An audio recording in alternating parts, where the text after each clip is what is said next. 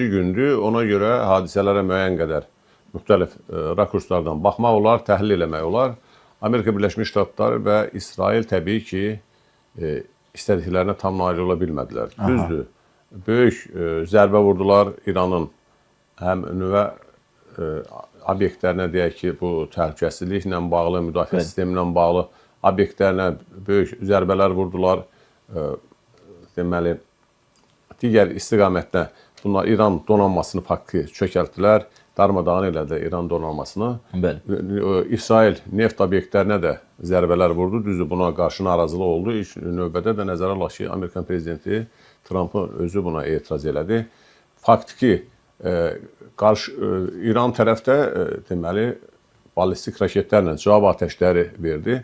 Ümumiyyətlə belə bütövlükdə təhlil edəndə aydın görünür ki, hələlik Amerika Birləşmiş Ştatları və İsrail tam istədiklərinə nail olmadılar. Bu da bir sıra səbəblərlə bağlıdır. Bu səbəblərdən biri odur ki, hesab edirəm, nə Amerika Birləşmiş Ştatları, nə İsrail İranın bir din pərdəsi altında olsa belə bir klerikal bir dövlət olduğunu nəzərə almadılar. Oruçlu aydı. Bəli.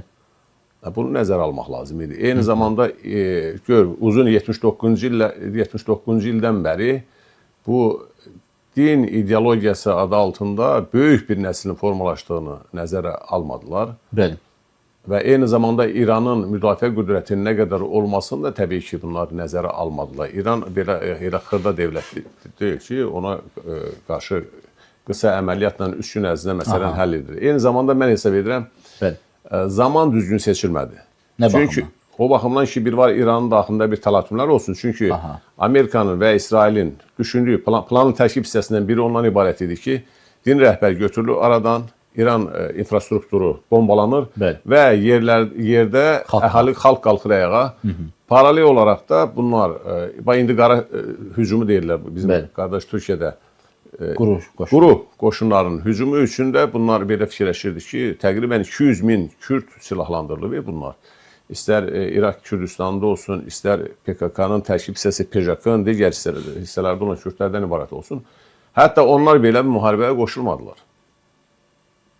Yəni gözləntilərdən ancaq Xameneinin öldürülməsi oldu, hərbi obyektlərin vurulması oldu. Xameneinin öldürülməsi də əslində baxanda bu İsrail, Amerikan planın əleyhinə işlədi. Ki onu ideallaşdırdılar. Bunu əlbəttə əgər təsəvvür edək ki, Xameneyi öldürməsəydilər, yenə bombalar gedir filan, əksinə baxanda dini rəhbər gözdən düşürdü. Ümumi rəhbərlik, ümumi komanda gözdən düşürdü. Belə olan halda isə İran cəmiyyətini sanki xarici müdaxiləyə qarşı, aqressiyaya qarşı bir stimullaşdırdılar. Mən düşünürəm ki, İran, daha doğrusu İsrail, Amerikan deməli, planlaşmasında bunlar nəzərə almamışdı və yaxud da ki, başqa cür nəzərə almışdı. Bunlar yanlışlıqlar idi.